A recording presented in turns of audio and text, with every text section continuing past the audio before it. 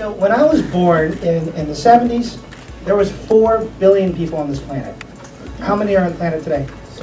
7. So when I'm in my retirement age, which is going to be longer than I was hoping, there'll be 9 billion people on this planet. It's going to over double in my own lifetime.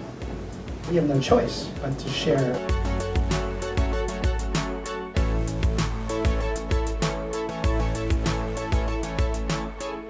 What types of space do you see being used now, and what surprised you the most? And what types of space can you imagine being repurposed in the future? To me, there's no limit. There's so many different types of spaces out there. Some things that surprised us when we first launched Destiny was the amount of different types of beauty-related spaces. The other that comes to mind that's unique and different, and I think an area for it makes a lot of sense, is medical, dental, anything related to medicine, because their equipment and their inventory and any, this relates across the board to any type of business that needs, you know, heavy expensive equipment that can otherwise be leased and rented when somebody's just starting their business out. And so you're not just sharing that space, you could perhaps share the equipment that's in there. Those types of spaces are unique. What our goal has been is to give flexibility to people. My experience in the past, and my co-founder Adam, we both came from previous businesses that we were running, and we had the problem of signing that 5-7 year lease and not having the flexibility and not understanding, are we growing into this, do we need more space or less? So it's being able to give that flexibility of space, and I think the more that we see people embrace that, the better we're able to grow a company. This little gizmo here, the mobile smartphone, is the most rapidly adopted technology in the history of the human species. No lie. 10 years ago, 0 people had one of these. Now 700 million, or 1 in 10 human beings on the planet has one of these. So what does that mean? It means that pretty much anywhere that I am can be a workspace. For me today, just today, and this today was pretty typical, I went from my car to next space to a coffee shop to the hotel to a lobby of a nice hotel nearby, and all of these were places that I was conducting work. Any place where I get a Wi-Fi or a 3G or 4G signal, and all the technology that I need to run my company, run my business, or be productive kind of fits in my backpack, that's going to be workspace. How do you see traditional models of real estate being disrupted by these new types of spaces? I know a lot of people that do a lot of great work, and we knew what we could create at FreeSpace, was going to be really amazing. And this is a concept that we've been trying to put together for a couple of years, and we kept running up against the problem of rent, right? And I remember being in the space at Mission 7th, and Mike, one of my co-founders, Mike Zuckerman, was convinced that we could get free rent. I was like, oh, we're not going to be able to do this. Mike's a salesman, and he got the owner to give us free rent for 1 month. So talking about disruption of real estate models, I mean, really this idea of rent is really a kind of an odd idea. People kind of think, oh, we don't have any space to do anything. Everything's so expensive. But it's not that we have a lack of space. We have a lack of imagination about how to use our space. And so that was really the key. We got one guy say, you know what? Hey, I want $24,000 for this space, but I'm not getting it, so I might as well let these people come in, and maybe they're going to bring value to my building, and maybe I'm going to be able to get $24,000 down the line. Anytime you have free rent, brings up some of these ideas about like, well, why are we paying rent? Talking about disrupting real estate, why are we giving millions and millions and millions of dollars to people that are literally bringing zero value to our society? So the land tax is this idea that whoever owns this building, they shouldn't profit off the land because we all bring the value to the land. So what they need to do is they need to pay the city a significant amount of money because they're profiting off of the value that everybody else is bringing. I mean, I think one of the things we see with co-living, and I think it's happening with co-working, is the sort of the idea of a use of a space and how it's it's either residential or it's commercial or it's an office building. I think that's something that's shifting quite a bit right now, and the way that we use our houses, we're having events, we're having guests stay over, we're having people obviously stay long term there. We have people co-working out for the day, we have people coming over for drinks at night. So it's kind of an everything space, and the home is becoming multi-purpose. And this is one of my favorite questions. To Describe a magic moment of serendipity or collaboration that's come out of your endeavor. This magical serendipitous thing is what we are attempting to do at Next Space, every location, all day, every day. We call it the Next Space effect, and it's what happens when you put, a couple hundred, or across the entire Next Space community, a couple of thousand of smart, cool, collaborative, interesting, innovative people together. One of my favorite stories to tell is about my buddy Saul Littman. Saul was a Next Space member in our space in Santa Cruz, sort of a serial kind of valley entrepreneur kind of guy. Found a project manager, found a graphic designer, found a couple database coders, found a couple of iOS developers that he didn't know before coming into Next Space. Just got to know these people, just being part of the collaborative community. Came together, created a company called Rally Up, which was a social networking for real friends, and then got acquired by AOL.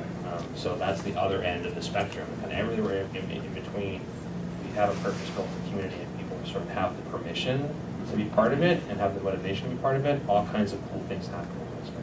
Yeah, and that kind of intersects with co-living in a way, because they took those people actually and put them in cabins and Yeah, they collaborated down for a week, right? down to a summer camp that was shuttered because it was like the middle of winter down in Malibu, and it just locked them all away for a week and said, you won't come out of here until we have this product built. You will bond, you will build a minimum viable product, you will like each other, and we will be rich and famous by Tuesday.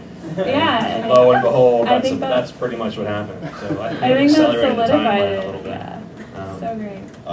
Entrepreneur called Christina Ruiz runs a fashion truck called Top Shelf Boutique. She started this truck because she couldn't get into a store, and she was really enterprising. She wanted to grow this. She's like, I always wanted a store. How am I going to get one? And I'm not going to sign a 5-year lease. It's too risky. It's too expensive. For so many reasons.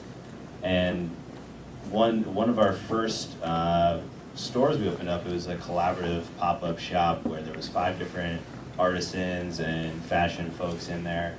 And so she was able to get into that. She did better than anyone else there, and better than like a lot of traditional retail margins generally are, because of some of those overhead costs. And so because of that, she was able to go and start her own store with just what she had, just her own brand. And now she's thinking about doing something else in San Francisco and opening up in a different neighborhood. And so I think that's one thing that's really exciting for us, is seeing how it's never been easier to start a business, and we're adding one more layer to how people can grow their business and do what they're really passionate about. The whole thing, Free Space, was just magic. First day, we had this guy Mark Roth come in, and this is a guy who was homeless and stumbled on Tech Shop and learned all these laser printing skills and 3D printer, and learned all the tools. And he had this idea, a year before, for this thing called the Learning Shelter, where he would basically take shipping containers, outfit them as a shelter, and with all the tools, and basically bring in people who were ready to get off the street, and they would live there and they would learn the skills. What was magical about it was that he had chosen the empty lot next to Free Space like 6 months before and put it up on Neighborland as I want to do this. Day one, we were like, okay, this has some magic for sure. How does the enterprise interact with CoSpace, or do they? And how do big corporations participate in the sharing economy? I mean, it's interesting. Big corporations are used to issuing cubicles, right? And then you issue people on them. But now what we're seeing is some interesting blends happening. Have you guys heard about WorkSpring? It's a co-working spot where you can go in there and you can, there's modern furniture, all high-end design, and you can order food, you can hang out there. It's by Marriott. What we should expect to see is shared workspaces among partners and companies and sharing amongst each other. Now, the challenge here is liability and security around data and who's going to be doing this. Do you have a badge to get in? And there's actually going to be a whole rash of sales and biz dev people that are going to run and do this as they get access into other people's companies and they can sell stuff. Companies of all sizes are trying to rethink their workplace strategy. 2/3 of the day, the typical office is empty. You wonder why they have it in the first place. Everybody loves working in cubicles. Oh, wait a minute. Nobody likes working in cubicles. So So they're trying to figure that whole thing out. The other thing that companies are trying hard to do is how do you tap into sort of crowdsourced innovation? And I think that the kind of thing we're talking about with Free Space or what we do in X Space, or on the retail side even, how do we meet our customers where they are, and how does that drive innovation for big companies? So I think that's going to continue to be a really important way, not just on the workspace side, but on sort of the people and the collective brain side. Michelle, do you think that there's a strong business model for CoSpace? And if so, what are the models that you see working? We're seeing a little of everything. I'd say the most popular of what we see on our platform is subscription. It's recurring revenue for the business. It's probably the most stable as a company, and being able to have the flexibility to come in for a day, drop into the office for a day or for a week, but ultimately hopefully becoming and staying longer. So the events that the spaces are bringing are really critical to play into the sort of the business model. I think what you can gain from it in this communication, connection, the events like we're having today, and just being able to take part in that community and build that community, especially if you're an entrepreneur and you're starting out and you've got yourself and a co-founder, or you're just a freelancer. There's so many added benefits that you can receive from that. Fundamentally, it's about getting to the core of what I think people value, which is community, relationships, connection, creativity. And so, there's 100 different business models you could slap onto that, but I think creating spaces with human beings in mind, of course, there's ways to make money doing that. I think that's why this movement is so popular, and that's why it's growing, that people are getting to connect around real things again.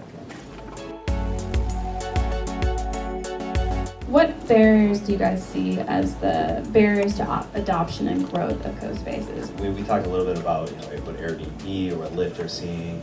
I think for us, it's actually less of a legal thing and more of a mindset. And I think everyone here probably has a story like someone they've talked to or pitched, and they're like trying to show them how CoSpaces of different types could work for their business or in their space. And so that's a lot of, with us, it's commercial real estate, and commercial real estate's been the same for a really long time. And kind of like you were talking about there's, who's where's the rent going and things like that. It's a lot of education for us, for commercial brokers or landlords, helping them re-envision what can happen. I can't tell you the strange stories we've heard sometimes where in New York, there'll be broker or landlord who just sits on a space and leaves it vacant for years because they're hoping for that 10-year contract instead of renting it, a short term, month by month, or coming up with different ways to do it. So I think that's really what's an interesting way. The disruption really needs an education to it, and there's definitely early adopters. And you guys have been talking about hotels, same for us. We work with W Hotel. We work with some amazing hotels in New York that now opened up their lobbies, or they have retail spaces, and they're thinking about different ways that they can create these engaging experiences. The real big challenge here is our society is optimized for partitions. And when you think about the big change that's happening here, is we started off in villages, and you were really talking about the villages. People, let's do this, who wants to build this?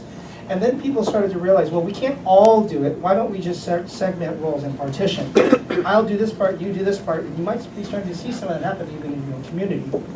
And then companies came together because corporations are actually a form of sharing when you think about it. People came together, let's reduce our risk and be efficient. You do this part, you do this part, you do this part. But now over the last few decades, hundreds of years, we've optimized that partition. And taxes are set up that way. Regulations are set up that way, laws are set up for partitions, business models, and even the term specialist in your job title, right? That means you're partitioned. So everything is designed to be really tightly separated. And so society as a whole, where technology is birthing us to go back into a village state. That's really what the big change here is. We're moving away from the Industrial Revolution to more of a village state where people are now producing multiple things. I mean, when you look at the big broad picture, the crowd, all of us, we're becoming like the company. Go crowd! All right, so on that note, that great note, let's open it up to the audience for questions. Talking a lot about opening up spaces and changing the mindset from long-term leases to short-term leases, long-term stays to short-term stays. And what's going into my head is, as you're facilitating these spaces, one of the benefits of having long-term stays is you actually know the person next to you. There's a sense of community actually being built, there's a sense of neighborhood, a sense of place being built. But as you're disrupting that and getting more free floaters into your house, into your community, what are some ways to actually ensure that an identity around the community is still coherent and it's not disrupted by the shorter term flow of people into that space? For our houses, we definitely have both long and short-term residents, but for us, in our experience, having shorter-term guests, people who are coming in for a project, for a weekend, for a festival, whatever, actually is adding to the culture. It's a huge way to keep the community a little more extroverted. I think one of the things we're trying to avoid is that sort of more insular type of community where you kind of get stuck in your ways or have a really quirky culture or whatever, and that's all cool, but we want to make sure it's more connected to the larger community. And so having shorter term guest accommodations and letting kind of new ideas, fresh blood come in, that's been really value add for us, for the people who have the longer term commitment. And then as a whole, for us, we are doing long term leases for the property, so the place itself is secured, but then the actual human beings have the option of being there for a while, for shorter periods, whatever works for their lifestyles. So my question is, how are you guys managing the culture change? For example, okay, we have this wonderful space here. How are you enticing people from large corporations who happen to be traveling through the area to spend their time here? We do need to recognize that we're in a bubble. This is Silicon Valley, it's San Francisco. This is a bubble. This is not like the rest of the world yet. And if you do a Google search and Google this, sharing is the new buying. Sharing is the new buying. You'll find my latest research report. And we surveyed 90,000 people across the United States, UK, and Canada on how they share. We looked at goods, services, space, transportation, even sharing money. And I'll just summarize the findings.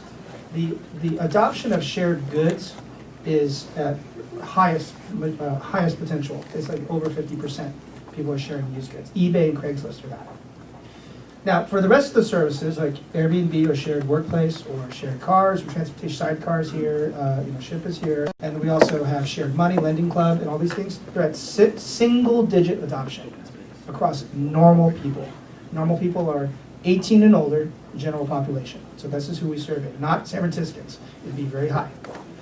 So we're at single percentage adoption, 7 to 9%, something like that. But here's the clincher. We asked those same respondents, what is your likeliness to use these types of shared services, whether it's transportation, services, space, or money, over the next 12 months? And they said it's going to double. So we're going to move into 12 to 15% adoption rate. That's very fast adoption rate. So there's some stats, but it's not limited to techies or hipsters in urban areas. Lots of people will be doing this over time, but it's still early days. We have seen the consumerization of IT, right? And so now what we're seeing is consumerization of the workplace, where I'm now able, rather than bringing my own device, I now, maybe I work for a gigantic company, but the company is allowing me to make retail level workplace decisions, maybe from some what I call sort of the approved workplace ecosystem. Here are the 10 places that I'm going to allow you to work, and one of them is the corporate campus, and one of them is home, and one of them is next space, and one of them is wherever else, right? So giving that choice away from sort of the wholesale provision of workspace down to the retail level and to the actual individual level, so people can make on their own choices around where I'm going to work based on how I need to be at my creative, productive, and innovative best today or this hour. And for a lot of us, that changes. I need focus heads downtime, and now I need to be sort of open and collaborative, and giving people the chance to make that choice at a much more retail consumer level, I think, is kind of where companies are trying to figure out how to go. it's hard for them. There's no other way to put it. It's sort of just hard for these big companies to change. These are big institutions that have been optimized over the course of the last 100 years. Where do you draw the line to where people stop owning and begin sharing more of their stuff? So I'll be a little bit unorthodox and suggest that when there is money being made through sharing, that it's actually maturing, because it suggests that there's value worth exchanging. Now, when you take a look at Yerdle, I don't think, is anybody from Yerdle here today? Okay, so Yerdle it's free economy, right? Gift economy. You share things at no cost, but they still assign points to different things, which is a form of currency, which could turn into Bitcoin, which could be translated and shared for dollars. Social media 10 years ago, there were no standards, there were no APIs, they were connected to each other. Now we're seeing the sharing of profiles, APIs, F8. Sure, they may not all talk to each other, but we're seeing connectors emerge that enable that. So when we start to see the APIs open up through Airbnb, Uber, Lyft, and Chip, and Go Barkles here, lots of companies are here, then we will start to see a lot of opportunities for a value for the sharing happening, and that will translate to money. And that means it's starting to mature. I actually think we need to see business models for profit for that to happen. I might be unorthodox, but let's hear it. We're seeing that people want to share all types of things. So we've almost started to categorize them into 4 different types of marketplaces. And really and like Jeremiah said, I think there's a business model for all of them. For some, it's bartering, trading, swapping free items. For others, it's clip of the transaction or a subscription model. And so we're seeing everything from buying and selling and reselling of things. So think electronics, cell phones, things that you are in pretty good condition that you want to resell, clothing. Sharing and renting, which we're already seeing obviously with cars and bikes, but now we're seeing boats, RVs, camping gear, clothes, food, yeah.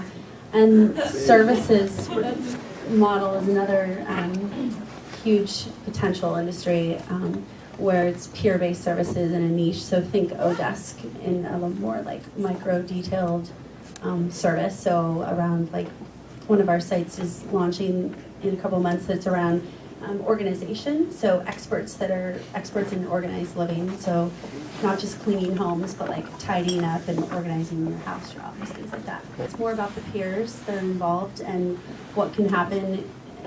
I mean, the sky's the limit in a lot of ways.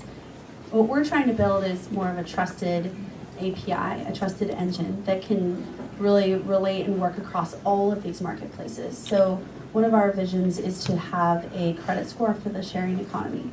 There's some folks out there trying to do that by just gathering a lot of data and trying to build a product from that. But what we're trying to do is to power hundreds of these sharing sites and collect that user data and that profile and build that out to be a richer profile that they can then open up and we can share that API with Uber, Airbnb, that sort of thing. A lot of people talk about how the sharing economy is really accelerated because the formal economy is not working.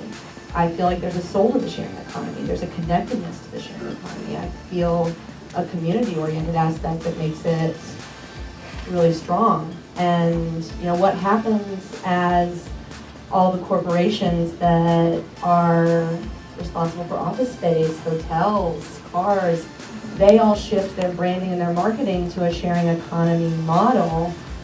Do we lose the soul? To me, the sharing economy is interesting insofar as it's a sort of inroad into a general worldview shift. People are moving away from this idea that we're just this skin encapsulated ego. I just gotta look out for myself and my family, as Alan West said, and we're awakening to the reality that we're all part of this one energy event called the universe. So the sharing economy is sort of like a half step towards that, right? Where people are still interested in making money, whether it's a space they have that they don't have somebody renting or their car that they're not using. So there's that sort of gift culture element into it, right? Of connecting with individuals, other peers, and so forth. And of course, the companies are, Ford and all these big companies are going to come in and try to capitalize on it. And I think the question is really interesting. I think it's great that these companies are going to move towards that because that's them stepping in. What we need to do, once that happens, and it will get co-opted, we need to move to the gift culture. The sharing economy is interesting insofar as it participates in the gift economy.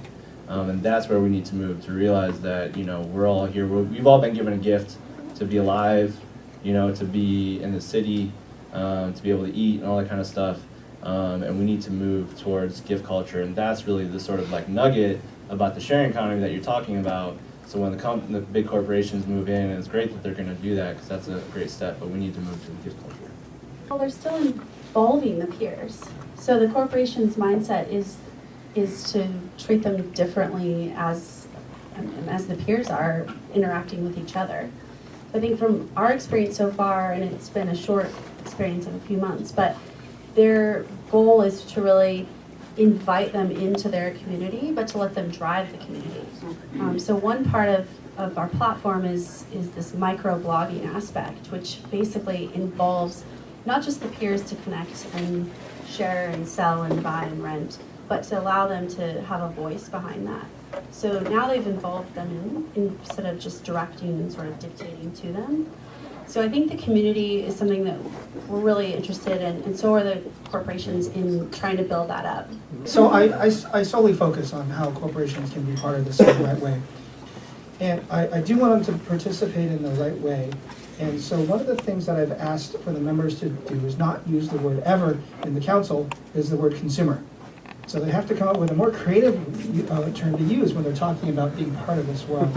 So whether it's empowered people or partners or the makers or the sharers, they're empowered. So it needs to be, the mission of the association is this: empowered people, that's us, plus resilient brands. Those are brands that are built connected to the ecosystem for shared value. So that is the formula that I'm trying to help them be part of. Some of them are going to screw it up, right? Some of them will just go up and buy. Some of them will just sponsor Uber, which we've seen a lot of, right? There was like the Super Bowl, you press the thing and then a brand comes up and they do a band in your street and they're gone. That was actually a campaign. It has nothing to do with sharing. It's called share washing. There's going to be the right way where the corporations partner with the people. That's what I'm aiming for. Thank you, everyone, for coming tonight.